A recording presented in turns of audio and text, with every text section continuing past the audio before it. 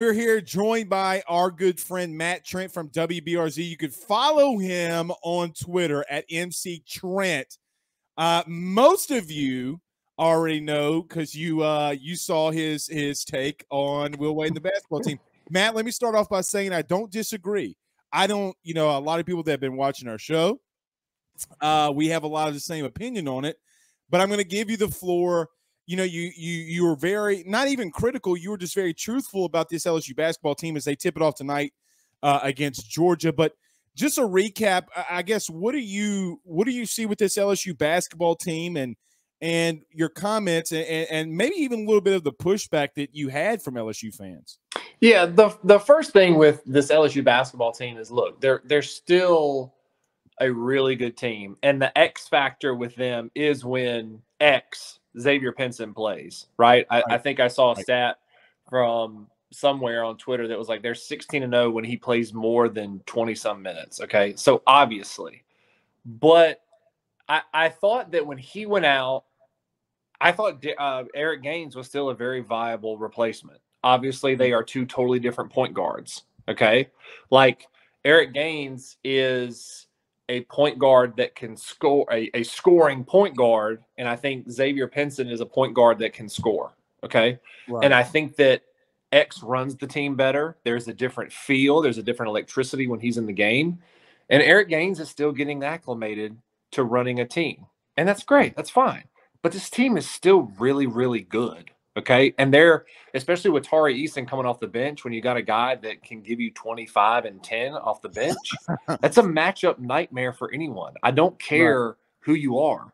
Like, that was one of the reasons why they've beaten a lot of these good teams. Kentucky, they went out and just said, hey, Tari Eason, go get us 20. And there are not a lot of teams that can do that. And Will Wade has said that throughout the entire year is Tari should be starting. Like, he's the talented dude that he should be starting, but there's just such a rhythm when he comes off the bench, and we can plug and pull and vice versa during certain parts of the game that he just makes our team so much better when he's coming off the bench. That's number one. Number two, my comments about Will Wade. I always try and be super analytical, logical, rational with all of my takes. I've done so many takes since I've been here about the transfer portal, LSU football, Brian Kelly, and I always try and look at it from essentially the middle of the road, okay? Like, I have knee-jerk reactions just like everybody else. My thing with Will Wade is, look, I've covered Will. I've known about Will since he was at VCU because obviously me going to the University of Richmond, that was our inner city rival.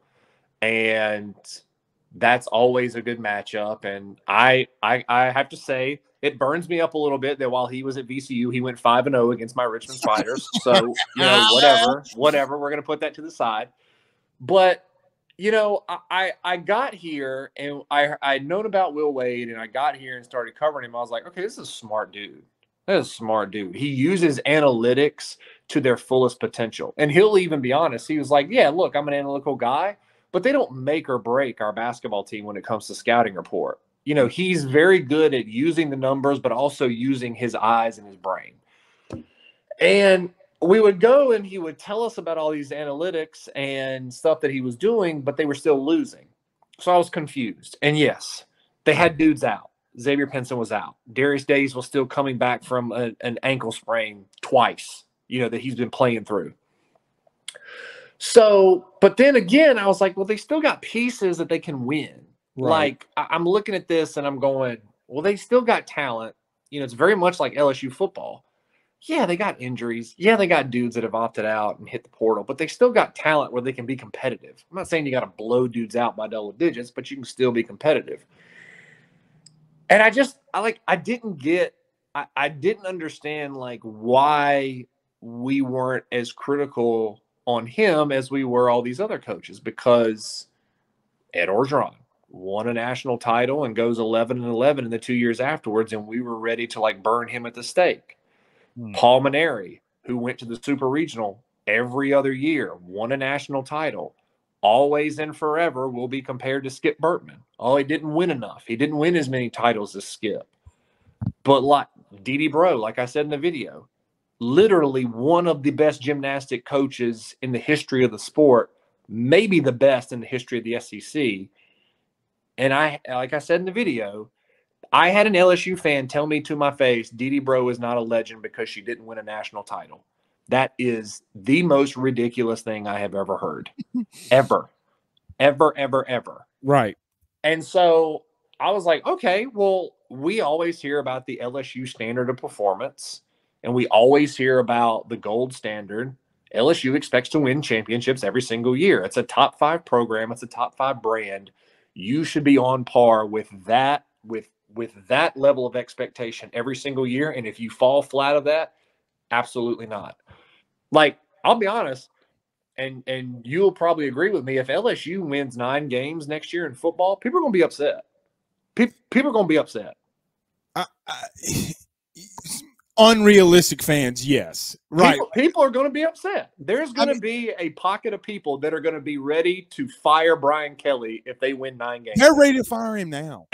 So I was like, okay, look, I understand that this day and age, fans are super passionate. I get it. I've got my fan allegiances. I've got my fandom. Like, I get it.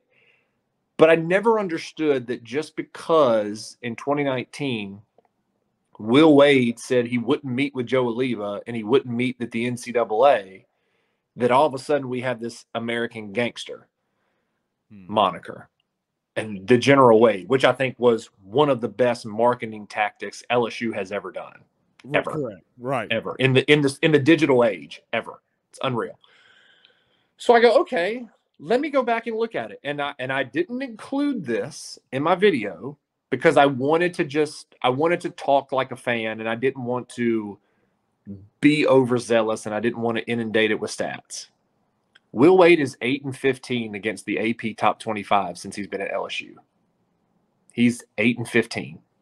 Okay. Yeah. He's never made it past the second round of the tournament, not only at LSU, but in his career. Okay. And the one time that LSU has made it past the second round of the tournament, he wasn't even coaching. He was suspended. And some would argue that that was the best team that LSU has had in probably 8 years, a decade, maybe. I agree. I mean, Yeah, I've only been here for 3, but I'm looking at that and I'm going, okay, what are we doing? Mm-hmm. We've only gotten a Sweet 16 out of all this stuff, but like, I understand the 3 consecutive NCAA tournaments, 100+ wins in the SEC. Dude, I literally understand it. That is unreal accomplishments for a school that is not known as a blue blood basketball school at LSU. Yeah. Dude, he's crushing it. He is. He's crushing it. I don't want Will Wade to be fired. I don't want him to be fired. If there's any coach, if you give me one coach that embodies everything that the state of Louisiana and LSU is, it's Will Wade. Mm-hmm. Oh, you don't like me? Okay, cool. I'm going to go out there. I'm going to beat you by 20. Then I'm going to give you the finger as I'm walking off the court. Right. And that's my thing is like, I don't have anything against Will Wade. I just look at the numbers and I was very confused at the unfair criticism that all these other coaches that have won were getting, and Will Wade wasn't. And people were like upset. Now I will say, like, it was pretty much 50-50. People were right down the middle. Hey, I agree with you. Hey, you're a POS. But like, Will Wade is probably the most perfect coach for LSU. Right. I don't know.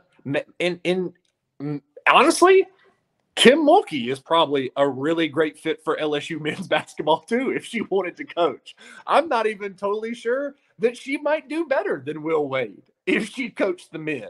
I mean, she is that type of coach, but she's also from Louisiana, and she's also got that mindset, hey, you're talking mess? You don't like me? Cool. I'm going to put 5 girls or guys on the court against your best 5. We're going to beat you by 15 or 20. I'm going to shake your hand, but I'm going to also tell you that you're full of it. And then when you come to my place, I'm going to do it again and rinse, repeat. That's what I love about both of those coaches. Look, I don't think it's a secret Will Wade's not very highly thought of in college basketball. Correct. Among officials, other coaches in the league and in the game, analysts. You saw Dick Vitale, who, you know, he's going through, you know, his cancer treatment right now. We wish him the best, but he went on a little bit of an irrational tirade about Will Wade needing to be banned or, you know, whatever with the FBI stuff, like, which honestly, we don't need to get into that. But if the FBI hasn't gotten anything by now, they don't have anything. They do not have anything. And if they do, it's not good enough to place Will Wade under any type of long-term ban or whatever consequences. That's another story. But I just looked at it and I was like, I don't get it.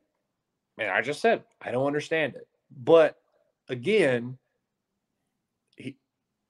but the funny part is, to that irrational response from the fans that were heated with me, is so then they played Texas A&M after that, who had lost 6 straight games and just snapped an 8-game losing streak last night when they beat Florida. Right. They beat them in College Station. Cool. Well, next game, you played Mississippi State. Mississippi State hadn't won a road game all year. Correct. And you blew a 15-point lead to them. And the game was tied at some points in the second half, and Mississippi State had a small lead, but you came back with Tari Eason like they've done every single game that they've been behind in the second half. Tari Eason shoots the light out, dunks on people. Hey, we're out of here with a win. Right. So then they're playing Georgia on Wednesday night, tonight, who's won 1 SEC game. The entire season. The entire season. So, like, people were always in my mentions being like, yeah, suck on that.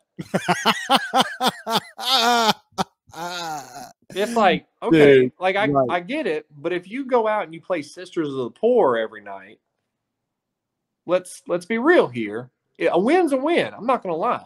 But I had a buddy of mine who works at the Big 12 office was telling me about, he's big into analytics. The win against was it A&M? I think it was A&M.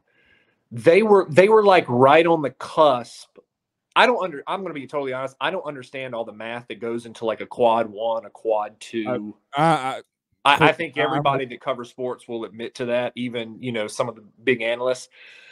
But I think like a quad 1 win is like if you get a win against a top 75 team, right? And it's like X amount of points on the road, you know, whatever. Mm-hmm. Whatever happened, my buddy was telling me that A&M coming into that game was ranked like 74th in the country. And if LSU didn't beat them, if they beat them by like 2 less points, it would not have counted as like a quad 1 win. There was like all sorts of certain math that, like, thank God LSU beat them by what they did, because if they didn't, and that's the thing too, is like, okay, LSU plays A&M at home and they beat them by 6, I think it was. Right. 6. They didn't have Xavier Pinson. But then they play him on the road with him and they beat him by 8. So it's like, I understand that he makes a huge difference. And yeah, if they didn't have him against Mississippi State the other night, they're screwed. Like, correct. They are royally screwed, because Iverson Molinar is one of the best guards in the league. No question. And well, and you know, Matt, just to piggyback off of a couple of those things. Number one, I feel like I should go deep South Louisiana, Southern Baptist. Amen. Okay. Preach. I caught the Holy Ghost at least 4 times in what you talked about. But even to that, Matt, I mean, they play Georgia tonight, and a game that they'll probably win. But then you got games against Kentucky, Arkansas, and Alabama, which Will Wade has never beaten Nate Oates while at Alabama. So, I mean, look, they could, if they win tonight and they beat Missouri, but they lose the other 3, are we really – I mean, because nobody's out here saying to fire Will Wade, right? No one. Nobody is saying it. But the fact that you can't criticize the man, and, you know, one thing that we didn't really talk about that I want you to elaborate on, then we'll talk about football. But very quickly, at least for me, Matt, with high recruiting comes high expectations. Meaning, if you're bringing in top 4 class here, and here, and you got Javonte Smart that just got promoted to with the Miami Heat. What was it last night? And then scored 40 the other night. I saw. Right, and then you got Cam Thomas, who literally in the last 7 is averaging 50% shooting percentage and 20 points coming off the bench. Is there a situation where he has done good in recruiting, but the expectations aren't being met? And I know everything about the PMAC and people talking about the Rats and Splinter from Ninja Turtles is running out there. But, I mean, at the same time, you got the guys on the court. You should be winning a little bit more. So I guess to that, are you on the same breath as me when it comes to recruiting and having higher expectations? Recruiting is so fickle in so many ways because the fans, let's be honest, like it really is for the fans. When it comes to analyzing it and in terms of following it, it really is for the fans because I think Justin Jefferson is a prime example. Like Justin Jefferson was like a 2-star and everybody was like, I mean, yeah, he's okay. He's okay, but like, whatever. And then he comes to LSU and he's like one of the best receivers in the NFL right now. Right. Joe Burrow is a prime example too. But the crazy part is like I was in Ohio when Joe Burrow was in high school. And now Athens, Ohio is on the eastern side of Ohio. And I was on the northwest side. But even then, covering high school like I was, we knew who Joe Burrow was. Mm-hmm. Like you knew. And he was unbelievable. But he really wasn't. He was like a 3-star, I think. Right. Like kind of average. But of course, the story on Joe Burrow, you just say his name and everyone knows it up and down. But I think that like it's good for the fans because you get 5-star kids in and everybody wants to get all up in arms like, oh man, we got a 5-star, like great, awesome, whatever. I say it's fickle because when the kids get in there, people always want to say that like if he doesn't produce up to a 5-star level by the time he's a junior or a senior, people are like he's a flop. And then it's crazy because people think that like Will Wade is taking these kids every single day and he's got his hands on them every single day. That's not how it is. That's why these programs have 4 and 5 and 6 and 7 and 8 and 9 assistants. Basketball's got like 4. So, you've got your big man coach, you've got your guards coach, you've got your, this and that. And it's like, it takes a village. It really does. Right. So like, I'm not ready to, people want to say like, oh, they had Javonte Smart and Cam Thomas and they couldn't do shit with it, like whatever. Like, I get that, but you've got to look at the whole pie and not just the rotten slice, That makes sense. I agree with that. I think it is one of those things that you can get worked up about on the surface, but if you really look at it, like, and Will Wade admitted it the day after, I put out, my video or whatever. It was like, hey, you know what? I might have recruited too many big men. I might have gone really, really hard on the big men and maybe overlooked some guys that we needed, and which I think Efton Reed is really good. I think Alex Fudge is tremendously talented. We're still seeing the development of Eric Gaines. Like these kids are sophomores and freshmen. Let's remember that. And I know that we all get jaded by what Calipari does at Kentucky, where he brings in kids and they're like All-Americans and first-round picks. And everybody's like, well, why can't we do that? Why can't we do that? That's kind of like LSU football. Like 2019 has spoiled us. Why can't we just go and get a generational quarterback out of the portal and a Biletnikoff winner and maybe a Biletnikoff 1A winner at receiver and a scrappy, really intelligent running back and NFL defensive line and linebacker, like in a first-round pick at corner, 2 NFL draftees at corner and a safe. Like what? It's not that hard, guys. Like, why can't we go out there and get like people don't understand like the evaluation process. Right. They Like don't. they don't understand. And Will Wade talked about it with Tari Eason. Like people just think that they get like the portal is just a paper, and it's like, all right, this kid played at Kentucky, I want that kid. This played at Kansas, I want that kid. Like it's so. Will Wade said they watched every play of Tari Eason when he was at Cincinnati. Right. Right. And look, he's going to be a lottery pick. I mean, and which is so wild. Like the kid's a lottery pick. And look, they're going to play tonight, and we'll have this up after the game's played and all that kind of fun stuff. But regardless, we're not talking about tonight's game. We're talking about the overall picture, which is so wild. And look, let's see what they do against Kentucky, Alabama, Arkansas. You going up to Bud Walton. Look, there's a lot of things that go on at Bud Walton Arena. So let's let's see there. Matt, I do want to transition very quickly before we get out of here. Number one, you talked about it, and I say on TV, by the way, Matt knows this, but many others don't.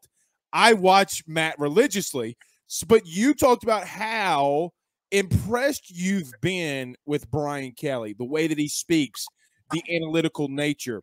Now what he's doing, Matt, revamping the entire offensive line, and he's quietly doing it, and nobody's really paying attention to it.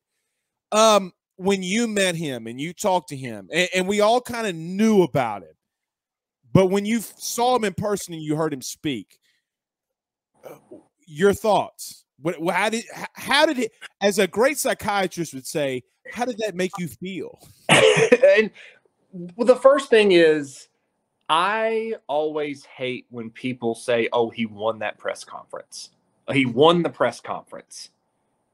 Unless you're keeping score on some arbitrary data, no one wins a press conference. You might win people over, but like a press conference is just, hey, let's see what he's about.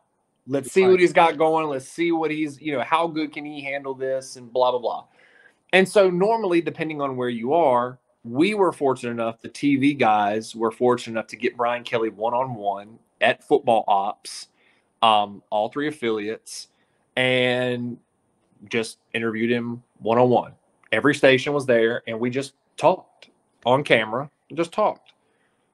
I was more blown away from that than I was the press conference. The press conference is all about generalities and formalities. Hey, win one for the Gipper, and we're gonna get, we're gonna develop great students and great men, like blah blah. You got to say that. You have to say that. That is in the coach press conference playbook. But when I got him we got him one-on-one. If you would have told me, hey, that is a Power 5 football coach, I'd have called you a liar. I said, that's a CEO of a Fortune 500 company. He's not a football coach. Because the way he processed information and the way that he articulated it to us was probably one of the most impressive things that I've seen. And look, this is my fifth market that I've been in. I've covered Roy Williams at North Carolina basketball, Mike Krzyzewski at Duke. I have covered Jimbo. I have covered Nick Saban, dealings with him. You go down the line. I've been around some pretty good coaches. He's number one, and wow. It's not. It's just because, and it's tough. It's tough to say like there's no greater mind than Saban. There's no greater mind than, and that's probably true. That is yet to be seen because Brian Kelly has yet to play one game with LSU. But it was a very healthy mix of that Northeastern arrogance, but that Notre Dame intelligence, that Notre Dame aura, that Catholic school upbringing that was like, yeah, I'm really smart. And I'm smarter than you. And it was about it though. But he wasn't. Yeah, but right. He was. It's kind of like you almost felt like he was patronizing you because he's so smart, and you're trying. It's that meme where the woman's like looking into the camera, and all these like graphs are going around and these like formulas. That's like pretty much what we were all thinking. We were like, I'm really stupid.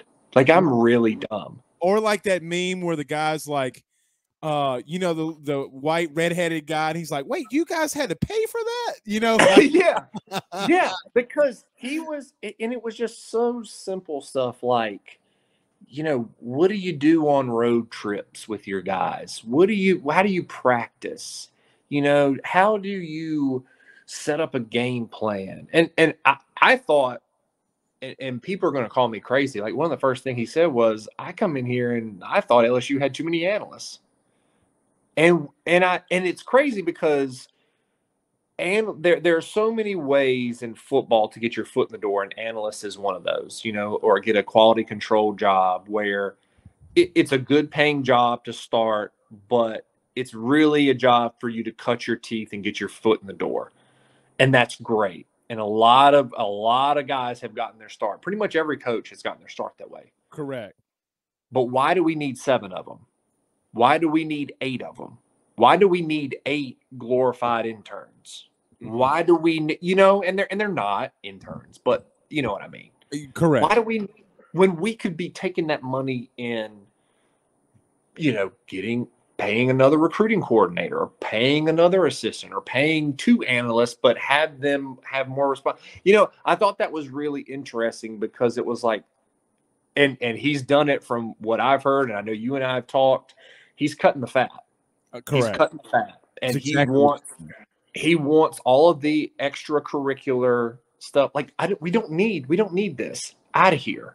Right. And I think that maybe that was like the goodness of Orgeron, is that he saw that there were some smart kids that needed a chance and stuff. And that's great. That's who Ed was.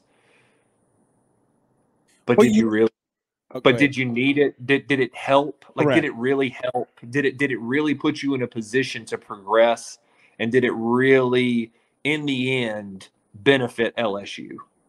Right. And Matt, what's funny in you saying that is, the new analyst under the Brian Kelly era is a former Tennessee defensive coordinator and current Georgia analyst, John Janik, right? Like a guy that's been a defensive coordinator at an SEC program. And look, I know it was under Butch Jones, Champions of Life and all that kind of stuff, but the best Tennessee defenses over the last 15 years was run by John Janik. And that's the Rolodex that he's rolling out. And I'm like, wait, you mean we're not supposed to hire your son's high school quarterback coach? Like, that's not what you're supposed to do? Oh, shit, I don't really. It's like, wait a minute. So you're saying we shouldn't keep the Plaquemine shop teacher on as our as our offensive analyst? Oh, we're not supposed to do that? Oh, well, we got some rearranging. Oh, so we're not spending $100,000 on a crawfish guy. Well, look. You do got to spend that money on a crawfish guy, but, nevertheless. Matt, one last thing, we'll get you out of here. It looks as if you and Jordan Spieth just went, 18 at a local course here. In the comments, if we were doing this live, the comments would be like, hey, is Matt on the PGA Tour now? Hey, Happy Gilmore. So what's your handicap? What are you doing out there on the course? How'd you do today, at least? I tell people all the time, like, I don't have a handicap. I just play like I'm handicapped. And I tell people all the time, they were like, well, how'd it go today? I was like, have you ever seen Ray Charles at a piñata party? That's very similar. Just a lot of flailing around, not a whole lot of solid contact. But I'm gonna tell you too. Like, look, since I've, done playing, ever since I got done with baseball, I love golf. I love it. I eat, sleep, and breathe it. I can't get enough of it. And people say I have hot takes, but my next one is LSU women golf team could have a really good shot at a national championship this spring. Okay. That's my hot take. And I know that, like, people are going to be like, oh, we got a golf team? Hell. But, like, I'm telling you, they've got some talent. They've got the main one is Ingrid Imblad, who at one point, I haven't checked the recent rankings, she was number 3 in the world for the women's amateur golf rankings. Oh wow. And then Latana Stone, they're number 2. Like, that's all you need right there. So that's the start off for my second hot take of 2022 LSU women's golf national champions. Look, I thought you were about to say Tigerette Woods was coming to play for you know. No. But see, I thought when you said hot take, what I thought you were about to say was you believe Alex Milazzo is going to start off the season, at 750, 750 batting average. That's what I thought you were about to say. But it is Friday. What you thinking? Let me tell you, I went out there the other day. I'm doing a story on Blake Money that's going to air on Friday, and he lost 37 pounds, and it was really all due to he didn't make the travel roster last year for the regional. Right. And it was a great story because we were talking, and I've never met a kid who exemplified the fighting tiger spirit.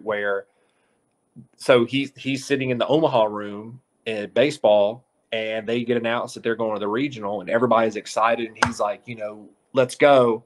And Maneri calls into his office and he says, "Hey, you're not going to make the travel roster. Like, we're not taking you." And right then and there, he told me literally, he said, "Okay." He said, "I'm good." He left the meeting, went straight to the gym. He went straight to the gym, started working out, and said, "I'm making it my main goal right now to lose weight, get in better shape so I can." And he said he was in the weight room and he took a picture of himself in the mirror with his shirt off. And he literally told me, he was like, it was bad. He was like, it was bad. And he lost 37 pounds. He's gained like 2 to 3 miles an hour on his fastball. And so he's going to start on Friday. Jay Johnson announced. Like, I'm really excited to see him throw. It's going to be Mikhail Hilliard on Saturday, and then Sunday is TBD. I wouldn't be surprised if the Arizona transfer, Eric Reiselman, threw. Right. He's another like around 100 miles an hour with the fastball. I just think they've got so much, Blake. Like, they've got so much, and they're so deep, and they're so talented. Like, your 3 through 5 hole could be Eric Berry, Dylan Cruz, Trey Morgan. So you've got 3 freshman All-Americans. The number 1 and 3 overall prospects. Dylan Cruz, who's probably going to be a top 5 pick next year. If not, could be in the conversation for number 1. He or Eric Berry. And Trey Morgan. Like, who wants to throw to that?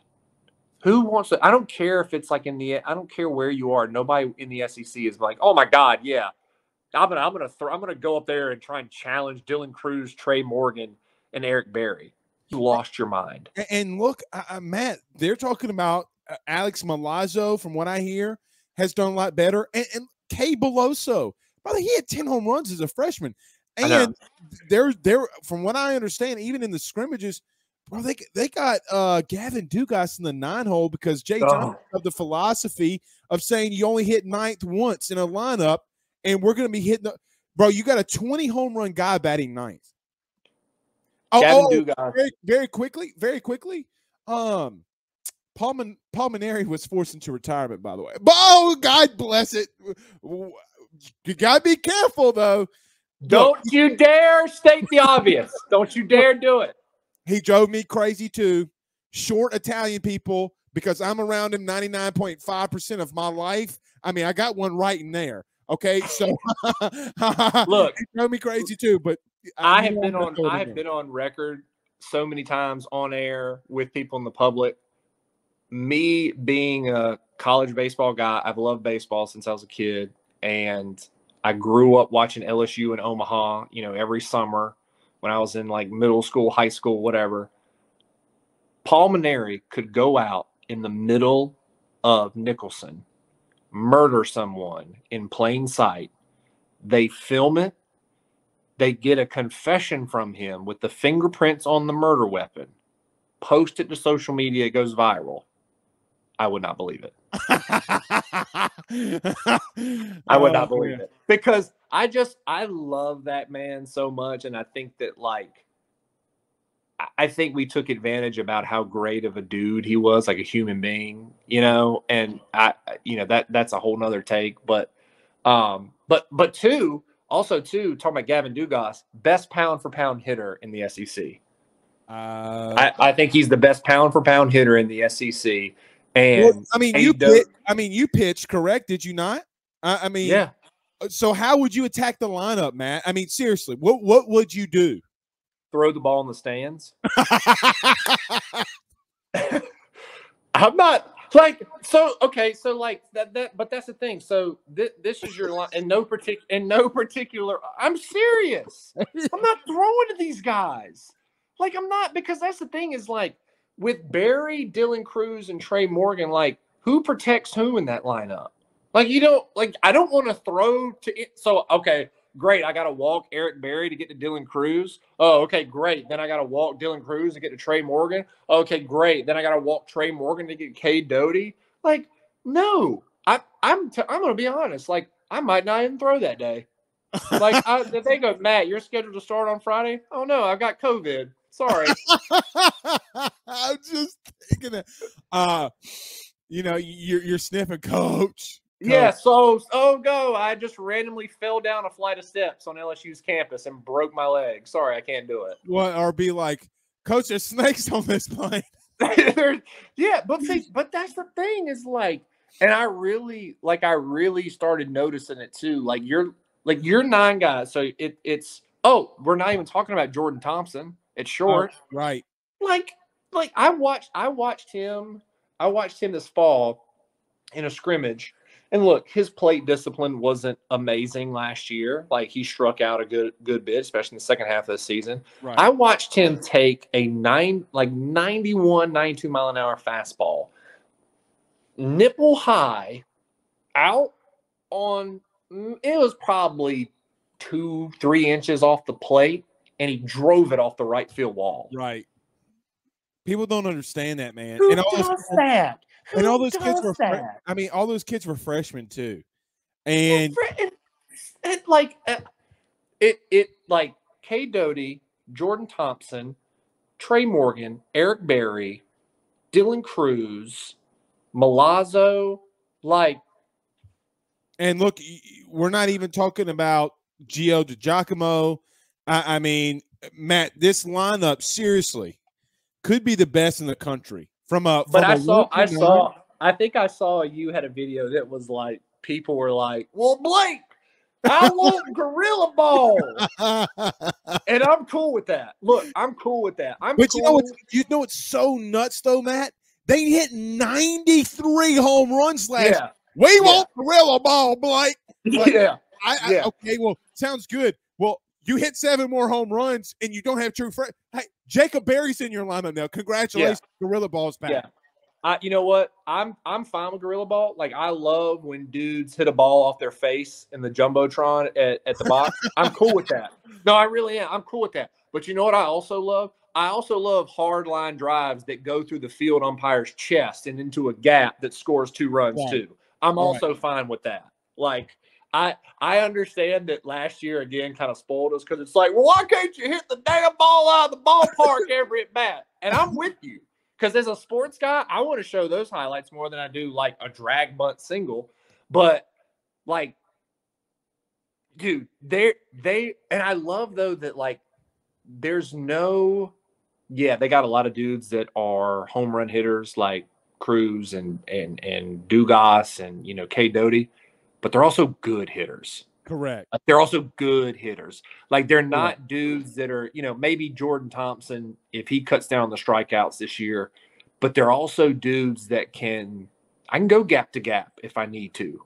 I can hit some hard line drives and find a hole and that's what Jay Johnson has talked about is like the versatility of this team in the field and in the lineup. Like, hey, if I need Cade Doty to play outfield, he's athletic enough he can do that. And he said this. He goes, if I need to bring Gavin Dugas in to play infield, he's probably athletic enough to do that. Trey Morgan, if we want to, give Beloso some time at first, stick Trey Morgan out in the outfield so you can keep him in the lineup. He can probably do it. But, like, they're also so versatile with their lineup. Hey, I can handle the bat enough to where I can move a runner from second to third and go hit to the right side of the field and bunt and handle the bat. Like, I'm telling you, dude, I am so excited. I'm so excited because I really do. There's not going to be any middle ground with this team. There's not. It's not going to be like, we'll like maybe win 2 or 3 a weekend. They're going to sweep you. It's going to be really, really good, or it's going to be terrible. I really do think it's going to be feast or famine because I walked out there yesterday at practice and I was looking around and I was like, first round pick, third round pick, first round pick. And it's not a joke. It's not a joke, though. It's not a joke. It's right. not. And like the worst, like of all the line in the pictures, you're like, okay, maybe he's a little iffy. He might be like an 18th round pick, like 20th round pick, but they're still so good. It's like scary. Again, if they handed me the ball on a Friday and they go face LSU's 22 lineup, I'm not doing it. I'm just not doing it. Matt Trent, WBRZ. Follow him on Twitter, MC Trent. Let me make sure that you don't have any numbers on the end of your MC Trent 23. That's my it. bad. But the just to end this here, but the funniest part about that was I'll never forget John Chavis in 2011 when he had guys like Tyrann Mathieu, Barkevius Mingo, all those guys that were on that defense, and the first practice of fall camp, he pulls up a lawn chair and throws it out and sits there, and they ask him what he's doing. He goes, have you seen these mammoths out here running? I don't have to do anything. I let number 7 loose, and it's over with. That's kind of how I feel about this lineup. But so I have to end. You mentioned John Chavis, and I have to tell the story every time someone mentions John Chavis. So if you don't know, Ben Baby, who was a writer at ESPN, who's covered the Bengals, he is a dear friend of mine, and he and I used to work on the A&M beat together when we were in College Station. So at the time, he was working for the Dallas Morning News, and he would come down, but A&M was his beat. So now I always blame him because Ben had some really, really hot takes too, and he would get drugged through the coals and Twitter and whatever. So we always joke, he found some way to piss someone off every single day with something. And he's doing it in Cincinnati the same way, but he's like a genuinely fantastic human being. 2017 Belk Bowl, A&M playing Wake Forest. I go down to cover it in Charlotte. Ben's there with me. So this was around the time that John Chavis, who was the DC at A&M, he was rumored to take the Arkansas job. Right. Arkansas DC job. So Ben had gotten wind of it, and I think he had written some things that I don't want to say they weren't true, but they painted John Chavis as like he had one foot out the door and didn't care about the bowl game. Correct. Which now, that was like 5 years ago. Now that's like every bowl game. That's like every bowl game. So we're in the hotel. Oh, this is one of my favorite Ben Baby stories. So Ben and I are sitting down there, and it's a huge escalator coming from the lobby upstairs. And Ben was like, I have to get a quote from John Chavis about the Arkansas job because it just broke today that he's like verbally accepted it. Mm-hmm. So I go, Ben, look, this is like day before the game. I go, Ben, look, don't rush him, but just like try and make it organic as possible. He's already a little perturbed at what you wrote. Just be cool about it, okay? Like, he's a big dude. He's got a short temper. Like, don't piss him off. He goes, okay. It was like Rain Man when he's coming down the escalator. Right. And he's just like sitting there like this. So we see John Chavis in the team coming down the escalator. And he's coming down. He's like the Ben just beelines right towards him. And I'm like, no, don't do it. Don't do it, Ben. Walks right up to him, got the recorder in his hand. He's like, hey, can I get a quote? Can I get a quote? I'm like, he's dead. John Chavis is going to murder Ben Baby in the lobby of the Marriott. So I'm watching it from afar, and I'm conflicted because I'm working, but Ben's also my buddy. Do I jump in? Like, do I jump in and go, break it up, like whatever? Or do I just kind of sit back and play it cool? I couldn't hear what John Chavis was saying to Ben, but it got really heated. And Ben Whenever I hear Ben in an argument say, I didn't say that, I know it's going to be bad. Chavis has taken his hands like this, and he's like poking Ben in the chest, and they're like here. And he's like emphatically with every point, he's like this. And I hear Ben say, I didn't say that. I didn't write that. I didn't write this. So I'm like, oh my God, this is terrible. Like, again, he's going to murder Ben Baby, a reporter right here in the lobby. So they walk off, and they're still just like right at each other's face. So I turn, this is not a joke. I turn to like put my camera down, and I look up, and they're hugging. They're like hugging in the lobby. And I said, okay, that's a good start. That's a good start. So Ben comes back, and he's like flustered. Like, he's just as confused as I am. He goes, I go, what happened? Are you okay? He goes, yeah, he cussed me out. But then he hugged me, and then we started talking about Texas barbecue.